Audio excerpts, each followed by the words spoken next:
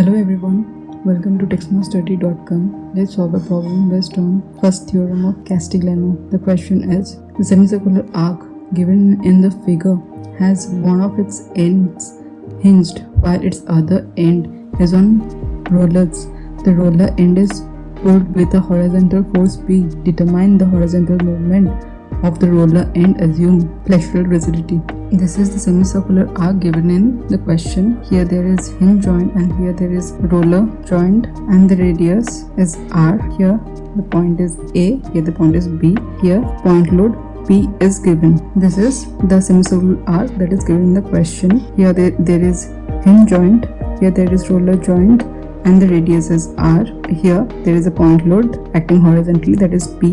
Now let's calculate the reaction force. So according to the free body diagram, summation of horizontal force will be 0. So HA, the reaction force here, and the reaction force HB will be equal, and that will be P. Here the force we got is P. Now let's calculate the moment, that is M. So here the radius R is making an angle to the base OB and the angle is theta. So now let's calculate.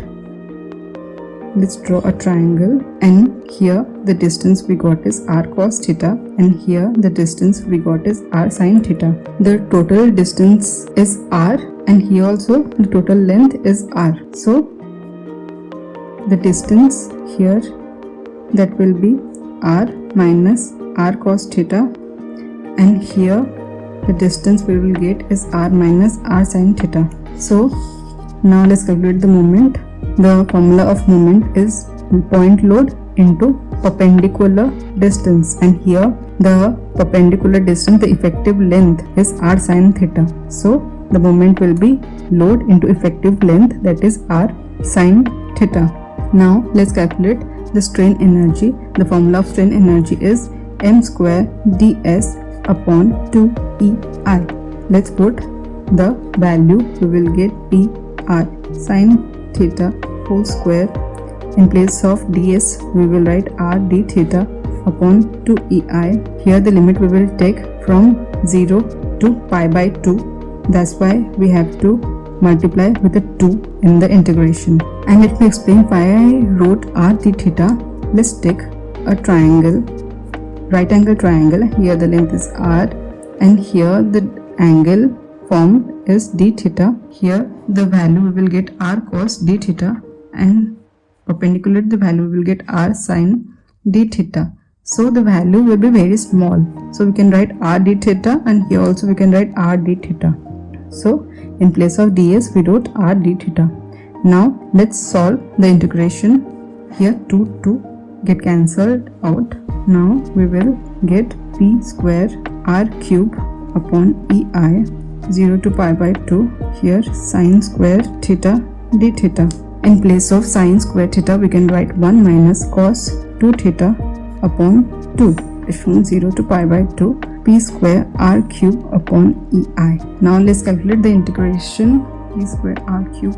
Now let's bring this 2 out of the integration. Now d theta, we will separate these terms. We will get integration of d theta, limit from 0 to pi by 2. Here cos 2 theta d theta, integration from 0 to pi by 2. After integrating it we will get theta 0 to pi by 2, and integration of cos 2 theta is sin 2 theta upon 2, limits from 0 to pi by 2. P square r cube upon 2EI. In place of theta we can write pi by 2 minus 0.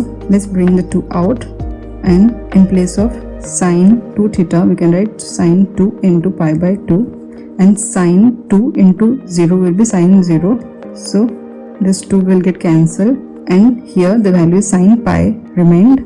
The value of sin pi is 0, and the value of sin 0 is also 0, so the term will be 0. Now the value we got is p square r cube upon 2EI into pi by 2. Now the final value we got is p square r cube upon 4EI. This is the strain energy. Now let's calculate the deflection. The formula of deflection is partial derivative of strain energy, that is del Wi upon del P, and by partial derivating the strain energy we got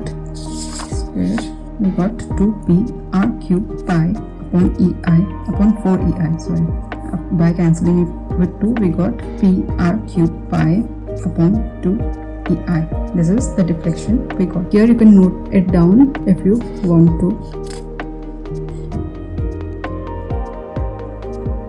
This we have solved the integration, and this we have solved the deflection. Thank you.